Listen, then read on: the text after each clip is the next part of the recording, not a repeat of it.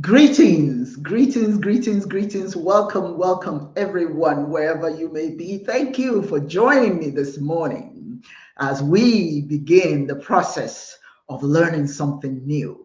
I'm your host, Dr. Onyoha Usimere, and I am excited to bring the Ntomodo show to you today. Ntomodo, for those of you who don't know, is Igbo Nigerian word that means words of wisdom that I share that you can add to your repertoire. You know, we're never too old or too young to learn something new. Even a baby can learn something new, and so can every one of us. So thank you. Here you are. I'm so glad that you're joining me. The topic of our show today is Voices from the Abyss. Voices from the Abyss. We're talking about the Sudan crisis. Now, how many of you are familiar with the crisis in the Sudan? Now, chances are that not many of you are aware of what's going on in the Sudan, or for that matter, in the Congo, and many parts of Africa engulfed in conflict. And what you do know about what's going on is shaped by the narratives you hear in the media, or something that you read in the media. Today, I'm going to focus on the Sudan right now, and the reason why many of you are not even aware of what's going on in the Sudan. And then after we watch a video that I will share, I will explain to you why you don't know much about what's going on in the Sudan. It's quite extensive. So, but today, I'm going to just talk about what you don't know much about, or rather why you don't know much about it. That's what I'm going to focus on. I'm going to speak about what should be done about it and who's doing what about it, so that we don't continue to have a nonchalant attitude towards some of the worst atrocities going on in the world today. We are going to approach this today by just explaining what's going on and why you're not hearing much about it. And then next, in my next show, we're going to go into more details about who's doing what, who's trying to help bring attention to what's going on in the Sudan. Now, before we get started, if you could quickly hit the like button to increase our subscriptions, it will really be appreciated. I tend to say that all the time. You know, if you're joining us for the first time, we'd appreciate it if you would go ahead and hit that subscription, and also hit like, because the more individuals that we're showing like our shows, the better. I want to share this video. This is very important because it has to do with just a little background about what's going on in the Sudan before we really get into it. I think it's important for you to at least get a little background information. Country, and no one's backing down. Here's what happened in 1 minute.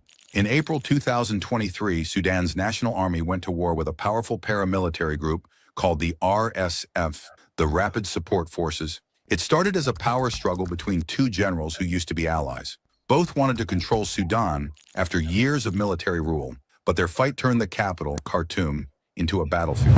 Tanks on the streets, jets bombing neighborhoods, and millions trapped with no food or water. In just months, more than 12 million people were forced to run. The biggest displacement crisis in the world right now. Hospitals were destroyed, famine hit, and entire cities turned to rubble.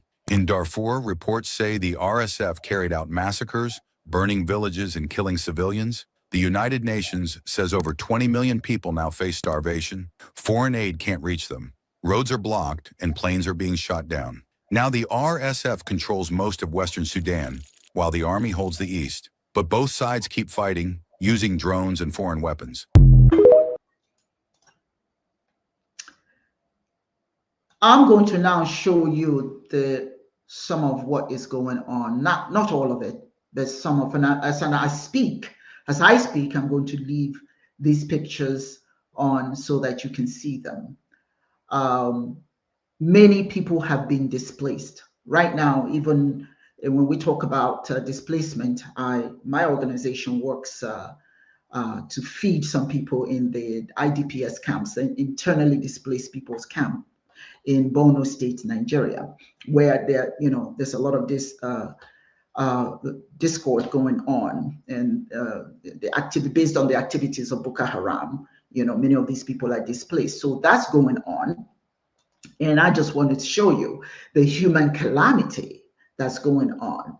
Unless you're there, you don't know the extent of it. Some of the people that I work with, they know exactly, because they work in the IDPS camps. They know exactly the devastation the people are facing in the Sudan, and certainly in all the other African countries. But you see, the point of the matter, however, is that many of us don't know anything about this. Many of us don't know. But the question then is, why don't we know?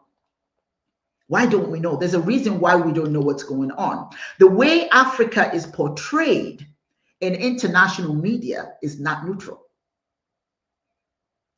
It is a complex system of narratives that often simplify, homogenize, and sensationalize what's going on there, leading directly to the observed care disparity. What do I mean by that?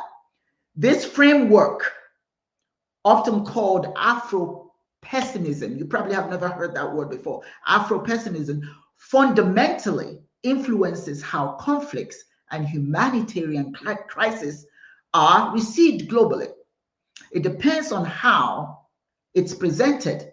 That's what influences if people know about it or if people don't know about it, if people care about it or people don't care about it. Care disparity. For the most part, as you all know, when something is going on in the European world, everybody is alert. Everybody wants to talk about it. It's on the news, and they show pictures of the devastation that whatever the conflict is causing. People get emotionally attached to it. They send money. They do all of that.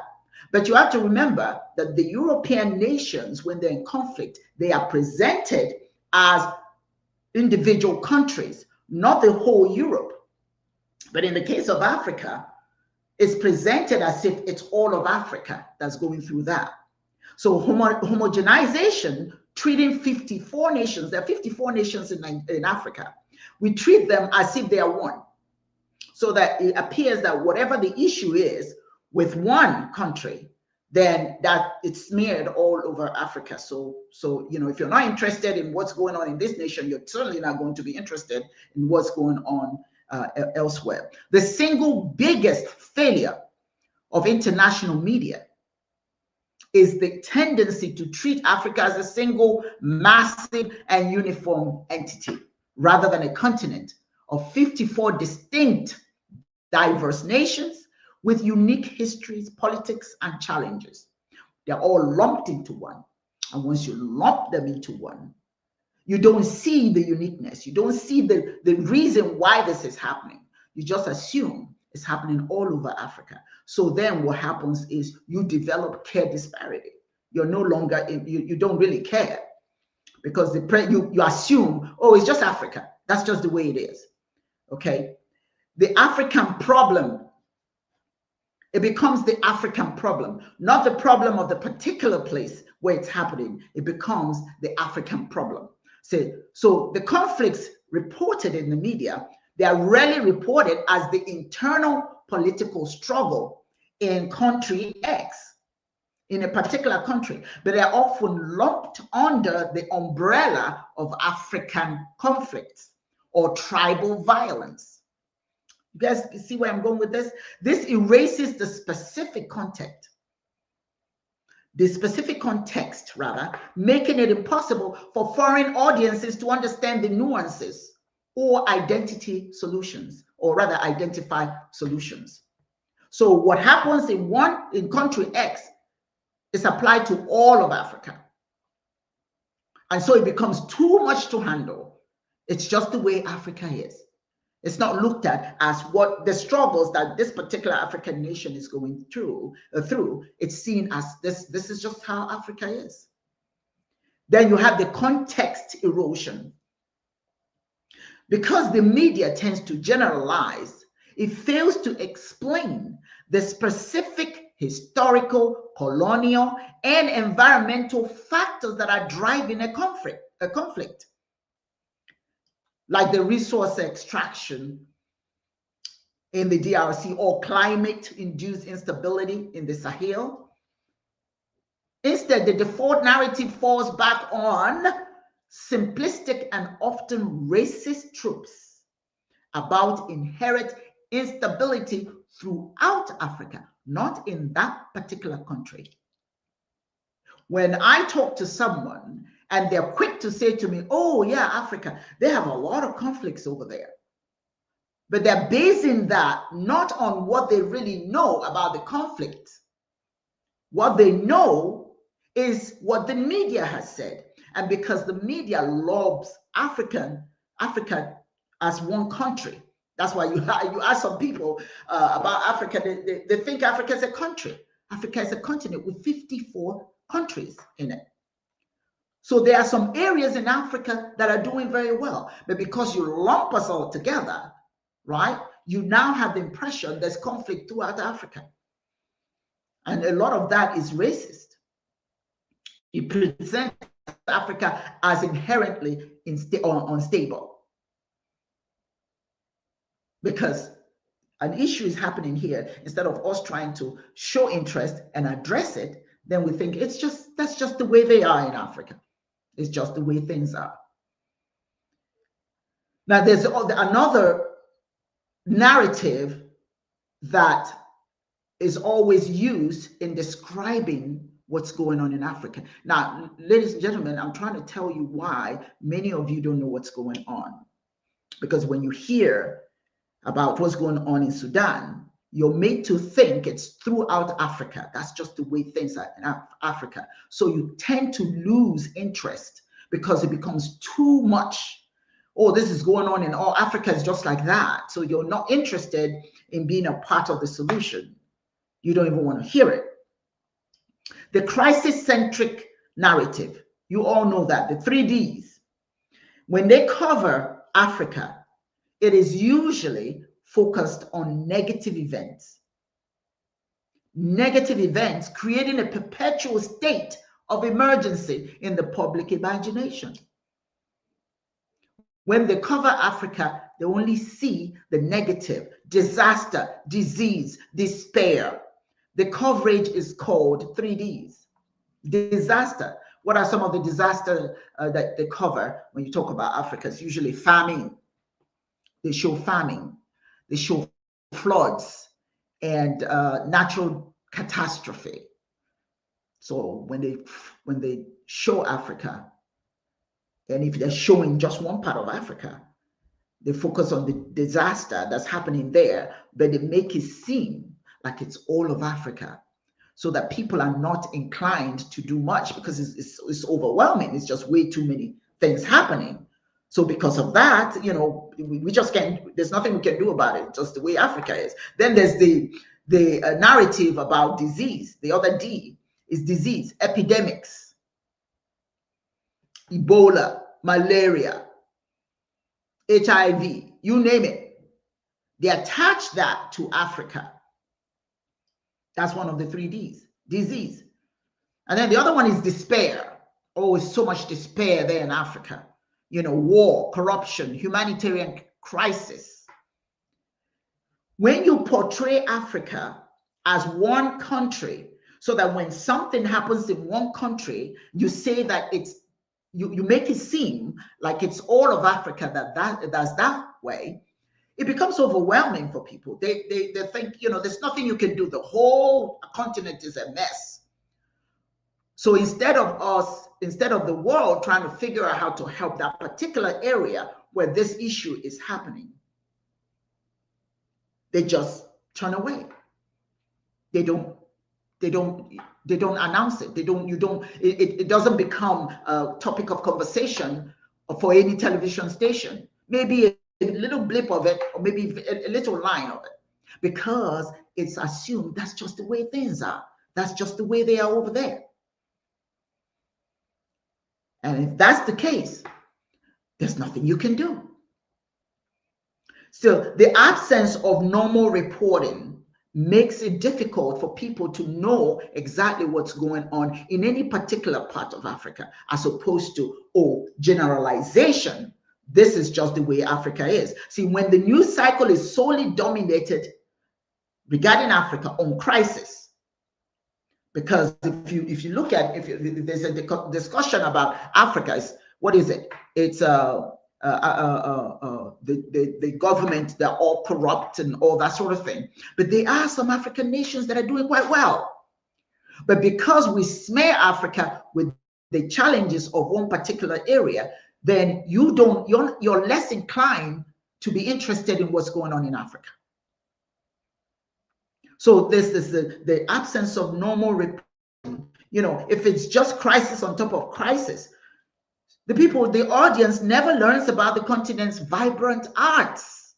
They don't know about the technological innovations that are going on there, the economic growth, stable democracies, or the cultural life, because of it's not normal reporting. It's all about crisis. That's the focus. So people start to tune out. So if they say, oh, something is happening in the Sudan, oh yeah, it's Africa. Well, you know how it is. But they're not focusing on what's going on in the Sudan. They see it as something that's going on in Africa. And consequently, they're not interested. There are stable democracies, there are lots of cultural life, lots of vibrant arts, technological innovations, as I said earlier, economic development, all of that stuff is not even more. A lot of people, quite frankly, when you talk about Africa, they look at you like, oh, that poor place, that terrible place. They don't realize that the world's resources are all concentrated in Africa. Rich, rich continent. But all you know about it, all most people know about it is just crisis. If there's a crisis in one country, then there must be crisis all over Africa. So the absence of positive or normal reporting makes it easier to dismiss the whole Africa as perpetually broken. What I'm showing, the pictures that I'm showing, I'm not showing it to say that this is all of Africa. I'm showing you what's going on in the Sudan. That's what's going on in the Sudan based on the crisis there. That's not what's going on in every African country. This doesn't apply to every African country. So if there's any aid that could be offered, it could be offered to the Sudan. If you narrow it, it's more likely to be managed than if you make it the whole Africa continent-wide. That's the problem. That's why a lot of people have no interest in what's going on in Africa, because they just think, well, Africa is just full of trouble. And that's the narrative of the media. That's the narrative of media. Or the other thing, they make Africa, they have the victim and hero trope. When African people are shown, they're often portrayed either as helpless, passive victims requiring Western aid. You all know what I'm talking about. We are always the victim. And that's when you're talking about all of Africa. They're always the victim. Or if somebody does well in Africa, then they are isolated, extraordinary individuals, the hero. It couldn't be the way things are. It couldn't be that there's so many people who have such skills. They'll pick one person and make that hero, and then it becomes, you have the heroes, then you have the victims, and then the heroes are those who overcome impossible odds. I mean, they are African, for heaven's sake. They overcame that. This is the media that portrays, they pick and choose how they want to portray Africa. This framing of Africa removes agency and obscures the capacity for collective action and political reform as it pertains to that particular country that is suffering. But when you make it so overwhelming, when you just spread it all, Africa has all these problems, then you seem overwhelmed. You become overwhelmed. You know, well, there's nothing you can do. There's nothing anybody can do, because there's always strife, always strife, always strife. Well, the point of the matter should be, if you're paying any attention, is where is that strife happening? Not all of Africa. There are specific areas that have challenges. And if we know and target those specific areas, we can do something about it. But when you make it so big, like all of Africa, all 54 countries are suffering, you're not going to do anything. You're not going to be inclined to do a doggone thing. And then there's the poverty porn dynamic. You know, we use the emotionally manipulative imagery to solicit donations. You see that, you know that happens. Now, that's not to say there's anything wrong with trying to solicit donations, but if that's all we use to show interest in Africa, then of course it's always going to be seen as a poverty-torn place. It's called poverty porn. And that has a long-lasting effect, damaging effect on global interest. If we're always seen as poverty, poor people, see the children with the flies and all that sort of thing, that's not to say that such a thing doesn't happen. Yes, it does happen, but that is not the norm for Africa. But when the media presents it, this poverty porn, when the media presents us as always hungry, always, water, we can't take care of ourselves, then we don't look at those good things that are happening. We don't see those organizations that are making a difference. All we see is those poor people, and we can use them to make money. That, as a matter of fact, there are people who make money using those pictures of these people who are struggling. And the people don't even get the money. The people when you consider how much money is raised to support Africa, we should be doing extremely well. But they use that money for themselves. So it's not really, they may raise the money, but it's not really for the people. You see, it's called poverty porn. And that dynamic is very, any one of you who go to Africa and type in Africa, for the most part, that's what you're going to get. All these negative pictures, and then we sensationalize suffering. That's the word I'm looking for. Why drawing attention to suffering is necessary, reliance on extreme, emotionally draining images of African people, of severely malnourished people, children of war, casualties, it can lead to compassion fatigue.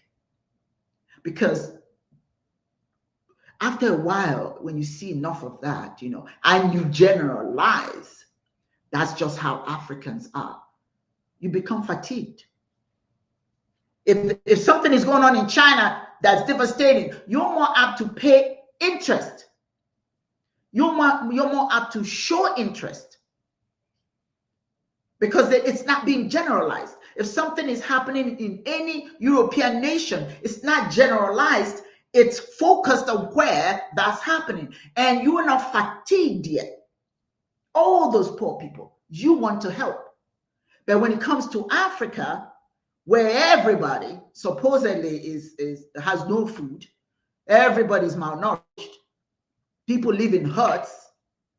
There's nothing wrong with people living in huts. I'm not bemoaning that. But the point of the matter is, as long as you are focusing on those areas and you make it, the media makes it appear that it's all throughout Africa, people generate that kind of imagery and they get tired. They don't want to hear anymore. It's enough. It's too much. That's why you don't know what's going on in Africa. And what I mean is, if you want to know about Africa, find out what's going on in each country. Don't generalize, because when you base your knowledge about Africa on generalizations of what media presents, then what's going to happen is you're not going to be interested. And there's a tendency to reinforce stereotypes. That's another thing that the media does. It reinforces the stereotype of the continent as solely a place of destitution. Now, you guys hear me? You know what I'm talking about, because some of you believe that. Some of you actually think that Africa is a place of destitution. And when you believe that, it further dehumanizes the people affected by reducing them to symbols of need rather than complex human beings that need attention. Hear what I said there. That's important. We reduce Africans to symbols of need rather than complex human beings that need attention. We reinforce all this stereotype. You know, they're hungry all the time. There's always war, there's greed. And then we forget that there are some African countries that are doing extremely well. So when we have somewhere that's doing badly, we need to focus, like what's going on in the Sudan. Girls are being raped, women are being raped, men are just being killed at will. Children are, I mean, it's all kinds of hell, excuse the expression, going on over there. But many people don't know this because they're not looking at the Sudan, they're looking at Africa. They're thinking this is how Africa is. Many people are tune out. I've had conversations with some people here in the US, and they have no clue about Africa. Some of the things that they say about Africa is like so nonsensical. It's like, are you serious right now? I remember when I was in college, a young girl asked me, you know, how we know how to get up in the morning. You know, I told her, well, you know, we climb. No, how our argument was that she hears or she heard that we live on trees. Africans live on trees. And how do we know to get up in the morning? I mean, to me, besides the sunlight, okay, let's continue with the conversation. She wants to know, well, how do you know how to get up in the morning? And I said, well, you know, what we do is we climb the trees and we listen and wait till we hear Tarzan go, yeah, we know it's time to get up. You may think that's silly. That is the extent of knowledge she has about Africa, because Africa to her is a primitive place. That's all she knows, because maybe she saw some pictures of some particular areas in Africa and it's been generalized. And she thinks that's what Africa is. That's why she had the audacity to ask me something that dumb. You may think it's dumb. I know it's dumb. She didn't think it was dumb. She actually asked that question. And so much more. And I don't want to go to all that, you know. But the sad part of all of this is that even Africans themselves, I think that's the worst part of all of this, is the Africans themselves begin to believe all of this stuff themselves, even though they come from Africa and they know it's not like that. But when you consistently bombard people in the media about your place, sometimes you begin to not see the positive and start seeing the negative. And some of them may even have no interest in developing on the continent, but would rather leave it because of some of the stereotypes that they themselves have bought into. So this is very important. And that's why a lot of us, I've got to admit, a lot of us, when we talk about what's going on in Africa, some of us don't even want to know. Oh, I'm talking about us. You know how our people are. How are your people? It's the same thing here in the African-American community. If there's a need, you say, you know how they are. How they are, that's the media. I was watching this young man who said that he didn't want to come to be, when he came to America, he came from Mexico. When he came to America, he was told to stay away from Black people. You know, they'll try to steal from you. They'll try to do this and all that kind of stuff. Stereotypes. And as a young man, he did not want to have anything to do with Black people. It's the same thing. The stereotype that spread about Africans make it so that people don't want to be associated with that. You know, there they are. You see all these kids with the flies and everything. Oh my God, the Africans just have flies. You know, you see them living in huts. Oh my God, they all live in huts. You know, not that there's anything wrong with that. You know, you hang your coat according to your size. You know, so people build their homes according to what's necessary, you know, for them. What's, you know, a poor person is only poor if you convince them that what they have is not good enough. That's poverty.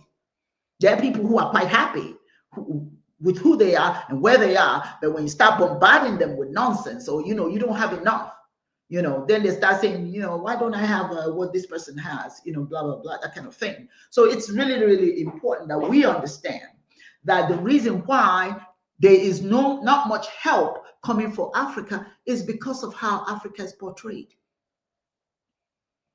And there's also the structural constraints of news gathering. Sometimes the way that they gather the news itself creates imbalance. You get on the plane, and you see a journalist. Where is he going? Oh, he's going to. I've got to share this with you. This was many years ago. This gentleman was in the plane with us.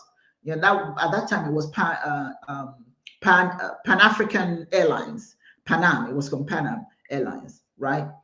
And he was dressed like he was going out to the safari. He's a journalist. And I thought it was really funny. Why are you dressed like that? He says, well, because he's going to Africa. I said, I'm going to Africa too. I'm not dressed like that. But why are you dressed like you're going to the safari? He says, well, Africa is the jungle, the jungle and all of that. I'm not making this stuff up. I say, jungle?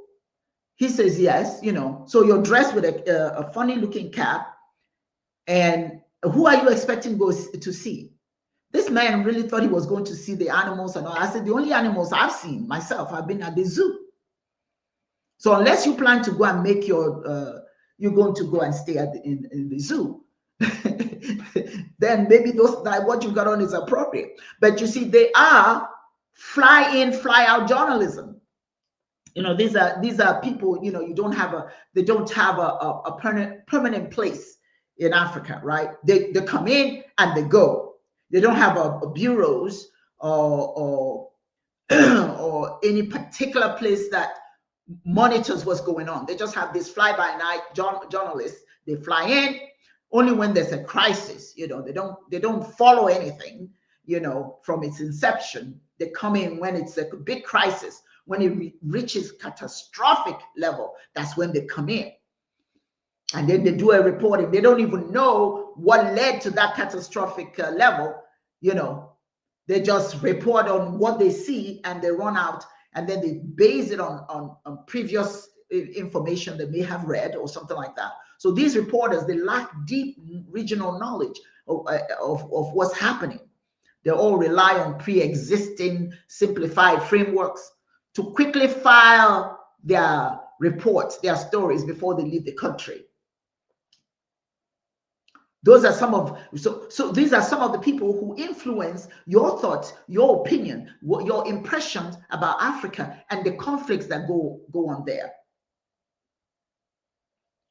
The Western hook, the Western, for a story to gain traction, it needs a Western hook. This is a very interesting part that you should pay attention. A connection to a major global power, a threat to European or American interests, or the involvement of Western citizens or aid workers. If the conflict is purely local, it struggles to make headlines. But when it is connected to a superpower, or it's a threat to American interests, to European interests, something like that, that's when it becomes important.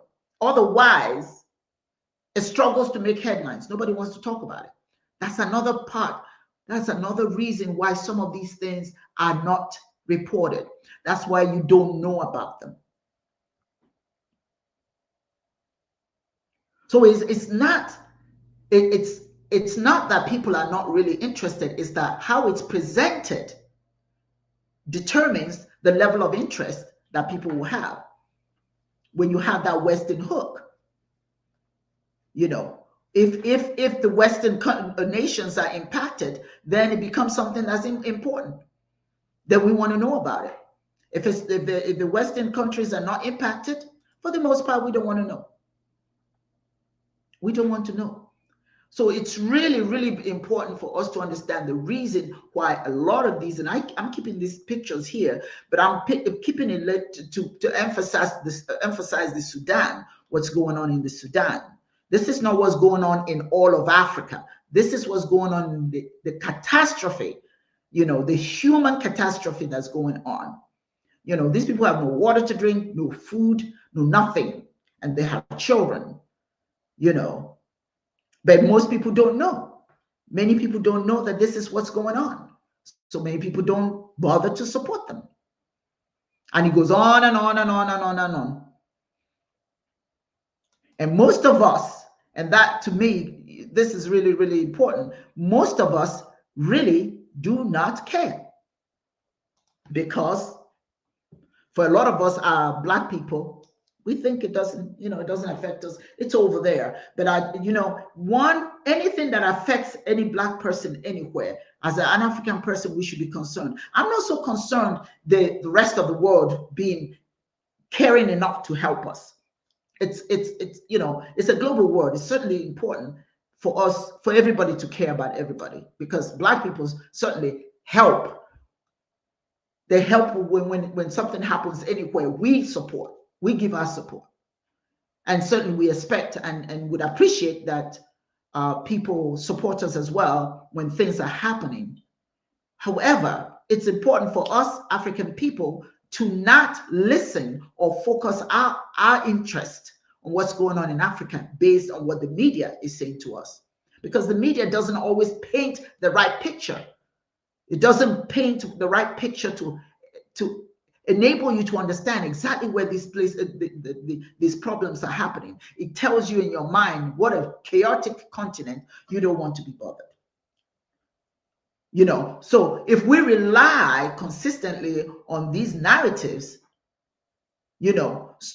on the global media telling us what's going on the continent, what happens is it provides us with distorted, overwhelming, and context-free picture of the conflicts in Africa, making it easier for people to look away, for policymakers to look away. It's too overwhelming. It's too overwhelming. But for anything to happen, we need to, pardon me, we need to, and it's a mindset that I would like to see us as African people develop. First of all, we need to be interested in what's going on in the continent and what's going on here in the United States. If you're an African person, you should be concerned about what's going on with Africans in the United States, in the Caribbean, wherever that's going. If you want to give support to them. Give support to your own people. It doesn't make you racist. A little bit of ethnocentrism does not hurt. We have to show some concern for our own people. And we should not rely on the distortions that make it difficult for us to understand exactly where the challenges are. I'm going to, let's see. It's heartbreaking, the 3 atrocities that are happening. We need to advocate and find a way to help. That's it. Thank you, Sovereign. That's just the point. You cannot advocate for something that's not presented in a manner that allows you to advocate. That's the problem. The atrocities that are going on there, it has become so normalized that it's just the way Africa is. So your emotions are not attached. It's not sufficiently evoked for you to say, hey, I want to help. And again, like I said, our own people sometimes don't even want to be a part of it. They don't want to help. They don't know, because the media portrays it as Africa-wide, and consequently, it's too much. That's right. You're right. We should help. We need to be active and have the same energy like we have for the atrocities happening in Gaza. Oh my God. Thank you. Yes. Yes, I can tell you how many. And what's going on in Gaza is a heartbreak. It's a complete heartbreak. It tells you how humanity can establish a sense of superiority over others, that they don't see the humanity in others. And it's okay to do what some of those things that are happening there. It's just, I mean, where do you start? But the same thing and just as bad is happening on the continent of Africa, in particular countries, the Congo, the Sudan, some areas of Nigeria. But the sad thing is there's not as much energy and emphasis on helping those areas because, again, the media does not make it seem like it's worth, it's just too much. It's just the way Africa is. So, you can only do so much. So yes, we need to have the same energy. And the way you do it, and the next week, I'm going to be speaking on who's doing what in Africa and how each one of us can help. And I do have some really emotional videos of people telling their stories that I would like you to see. But there are people who are actually making a difference. There are people who are looking beyond the misrepresentations or mispresentation about Africa and who know what's going on and are trying to make a difference. It is so important that we don't turn our backs. We do that a lot. And it's because of the narratives that we buy into. It's because of the narratives. And those narratives are not always positive, as I indicated earlier. So now we have to write our own story. We need to, if you know that something is wrong, then you don't throw your hands up in the air and say, well, that's just the way the media is. Well, find your own story, write your own story, find the truth. I mean, we live in a technological age, so you can, pardon me, you can find out a whole lot of things. If you find things that are wrong, you can help be a part of the solution. And that's what next week I'm going to be sharing with you, the countries or organizations, the many organizations that are going into Africa, specific African countries, to make a difference. And I applaud those people, and I will share them with you. And I think that we, each one of us can really actually do something, because these are our people. These are our people. And the fact that we are not paying close attention to what's happening to them it speaks volumes, not about those who are not interested, but about us not being interested. If something is going, now they just had a big some weather related incident in Jamaica. How many of us sent a penny? How many of us even asked? Now, some other people would look into it, but not us. They had this big storm that just ravaged. I don't know, it's hurricane something. What's hurricane? But I'm curious to know how many people of African descent from the continent or who live here actually showed an interest. How many really sent a penny to support them? I'll be curious to know. That's it. That's what I want to share with you today. And there is no one out there to solve these problems but us. And the way we get started is to show some interest in finding out the truth about the continent. If you want to help Africa, if you want to help the Sudan, you have to see the issue as a Sudanese issue and find out how you can help the Sudan, not how you can help Africa. Now, there are some other conflict or countries that have conflict. Well, find out what those specific countries are and what their specific needs are. We cannot generalize. And generalizing, as I indicated earlier, is the reason why we don't go any further. That's why we don't support. That's why we throw our hands up in the air. I mean, there's nothing I can do. There's always something you can do. There's always something we can do. All of us can do something. And we should not wait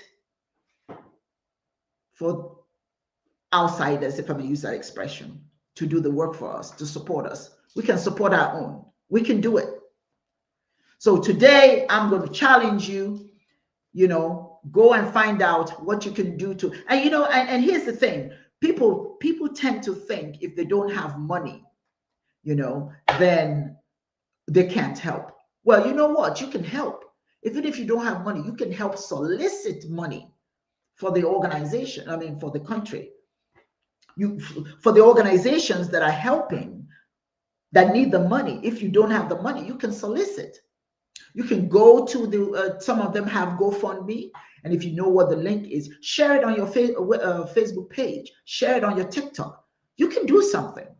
You may not have the finances to necessarily give money, which I understand. I mean, money is not easy to come on to these days. I understand that. But you can definitely, you can definitely help to solicit. You can help, you know, if you have the time, you can go to wherever they're providing food, or you can go and be a server. You know, you can go and help serve. You can travel to that country if you can. If you can't, you know, I understand. But there's always something. Find out what organizations are helping and how you can help. I made a little donation to an organization that helps people in Jamaica. Well, my little dollars may not be much, but that's certainly more than they had to start with. Whatever you give is more than they had to start with, you know. So we must be a part of the solution. And like I said, next week I'm going to dive right into it and help you see what you can do to help. All of us can do a lot. Every one of us has something to offer. There are a lot of grassroots organizations that are available and waiting. Yes, they need help. We can help. You know, challenge yourself. Challenge yourself. Don't be a critic. Some of us just love to criticize. You know, we just criticize and we don't do anything. I'm tired of listening to people criticize. I want to know what are you doing? What can you do? If you don't know what to do, go to these organizations that are doing something. They'll tell you what you can do. But the Sudan is on fire right now. The Sudan needs our help. The Congo. Now, this has been an ongoing thing. And like I said earlier, that is why people don't help, because everything is so generalized. You think it's all of Africa, so that we don't go to the specific areas. The Sudan crisis is getting worse and worse, and it's even worse for those, particularly the girls and the women who are suffering. You know, and there are no consequences for rapes and those kinds of human horror stories. You know, that's coming out from the Sudan. It's just all over the place. But I have some individuals that have some stories to share about their experience in the Sudan. Please, these people are human beings. They are not items to people that we need to be scornful, you know, about. They are going through challenges, just like, you know, we are all, everyone someday, if you're lucky, you get out of this world and you don't experience conflict. I've experienced conflict. Many people experience it. You may be one of these days. It may be you. It may be you. So, you know, open your eyes, open your heart, open your mind. Be willing to help humanity, particularly Sudan right now. The Sudan needs us. And Sovereign says it takes a village. Then we need to be that village. Thank you. Who are we waiting for? We are the village we're waiting for. We are members of that village. We need to be the village advocates and be a voice for them through our actions. Yes, through our actions. We can do it. And like I said earlier, you don't have to give money to the Sudan. You go and find out. If you don't have the money, find out how you can help. Because we need to start showing interest in our own people. We shouldn't leave it to other people to show interest. And I'm talking about interest in what's going on in Africa, what's going on in African American communities. We need to be interested. It is up to us. If it's going to be solved, it's going to be up to us. Looking to other people to do it, it's not gonna happen, because they painted the continent as one big pile of mess. not as individual countries with their own individual challenges, with reasons why they are where they are. And it becomes our responsibility to find out what that is. What is it? What's going on? How can we help? It takes a village. Thank you, Sovereign. Yeah, it does take a village. We are that village. We are that village that we're talking about, you know. And if you call yourself a, you know, we may have to take away your Black identity. If you don't want to help your own people, then stop saying I'm Black. Stop saying that. You know, there should be an honor and a sense of responsibility. You know, don't just be out there talking about I'm this. No. When it comes to helping them, helping our people, what role are you playing? Do you know anything about the Sudan? If you don't know, you should know. I know that what's going on in the Gaza is horrific. It's horrific. There are many other places that horrific things are happening. But do you know what's happening on the continent? Or do you think because you live in America, it doesn't affect you? Or because you think you live in Africa, it doesn't affect you? It affects you. If you're an African person, wherever you go in this world, it affects you. People will look at you the same way they look at the Africans. If they think African is bad, I don't care if you're an African American, they look down on you too. But it's up to us to lift ourselves up. Pay attention to what's going on on our continent, in our communities. I always challenge African Americans, show interest in Africa. When this ground shakes, you have to have somewhere to go. Same thing, diaspora Africans on the continent. African Americans are part of our brothers and sisters who were taken away. We are family. Don't think we're different. We're not. We truly are not. And the sooner we realize it, the better. If you want people to respect you, you have to respect yourself first. You have to show enough passion about who you are for another person to show passion for you. But if you're consistently showing passion for other people's challenges, but your challenges are mounting and you're waiting for somebody else who's possibly participating in what's causing the problem on the continent to come and help you, you get a problem. And those African leaders who continue to do what they're doing is because the rest of us are not screaming and yelling. That's just the bottom line. We have to show interest. We have to be committed. And if we're not committed, well, you know, nobody else is going to be committed. So I am so grateful that some of you joined us today, and I know this video is going to keep playing, and you can share it because this is a very important topic. The crisis in the Sudan is getting worse and worse and worse, and you could be the source of solution. And if you want to know more, next week we're going to have a good episode that's going to show some of the stories that people are telling, and those people who are in there making a difference. These are people who have narrowed it to the Sudan, not throughout Africa, but just narrowed it to what's going on in the Sudan. And we need to know what they're doing, and you need to know so you can see, okay, what role can I play? Because all of us can play a role. All of us can play a role. I want to thank you so very much for joining us today. Next week, I look forward to seeing all of you. Sovereign, thank you so much for your contribution. You're always contributing, and we're always appreciating it. Okay, and before we go, I just want to present information from our sponsor. Pamper your skin with our Honey Nectar Body Cream. Enriched with honey, it deeply hydrates for soft, glowing skin. Silky smooth, sweetly scented, and perfect for any moment because you deserve it. Power up your skincare with our Honey Nectar Body Cream.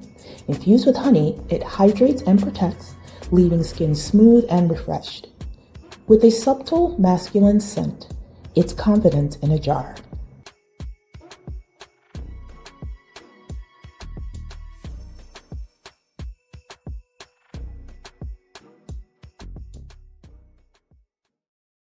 chicandsmooth.myshopify.com. That's where you get the Manon. For those of you who know, Manon is be sweet. bee nectar, one of the most exciting things that we have produced, and that's it helps sponsor Ntomodu show. So if you're interested, please make sure that you go. As a matter of fact, let me give you the address so that you can go there. Give me 1 second and I'll find it. And you can go there and get your, there we go. Chic and Smooth on Spotify. Chic and Smooth on Spotify. Manuango. I want to thank all of you for joining us today. Thank you for, I'm hoping, thank you, my darling. Great show, and thank you for bringing and speaking on it. We have to take action. Yes, we have to. Everybody can do something. Everybody can do something. If you don't know what to do, just go to the information is everywhere. If you go to your browser and type in the situation in the Sudan, how can I help? You will, a whole bunch of places will show up that you can contact and find out how you can help. We must be the solution. We can't talk about it. Talking about it is a waste of time. Being a part of the solution is what it's all about. We need to have interest in our people, what's going on in our world, and not expect other people to solve our problems, because they're not going to do it. If you're an African American, be interested in what's going on in Africa. If you're diasporan African, from wherever part of the diaspora that you are, show interest in what's going on in Africa. And if you're an African person, show interest in what's going on in the diaspora, in African communities, in Jamaica, in all the other African countries or outside of Africa. You've got to show interest. You cannot be just them showing interest in what happens to us. We have to show in the Caribbean, in African American communities, and so on and so forth. Not just and in England, wherever our people are. If we find that there's something happening, we have to show interest. It's not up to anybody else to do for us. We have the capacity. We do have the capacity. We have the financial means. We have the heart. We're spiritual people. We're religious. Name it. We've got what it takes to show interest in what's happening to us. So on that note, I'll end our show today. And I remind you to please don't just watch what's going on. Be part of the solution. Next week, we are going to meet some individuals who are doing some exceptional things to help with what's going on in the Sudan and quite frankly, what's going on in the Congo. And of course, we'll talk about what's going on in Nigeria, or what is being suggested that should happen in Nigeria. That one is going to be very interesting. Okay, well, thank you so very much for joining me today. It's always a pleasure to spend the morning with you and Ntomodu. I hope you learned something today that you can add to your repertoire. Thank you, and I really do hope that you join me next week. Okay, diaspora on the continent, we must be active. There is a genocide. That's right. I'm glad that I came back to play that. There's a genocide happening, and we can't turn our backs. We cannot. If it happens there, it can happen anywhere. So let's be about it. Let's support our own people. Go check it out. What's going on in the Sudan? Type it on your browser. Find out a whole lot of people that can. You find out a lot of information, but at the same time, you find out how you can help. Because yes, you can help. Thank you for being here. I look forward to seeing you next week on the Ntomodu show on Saturday at 10 a.m. Be there. Have a good day.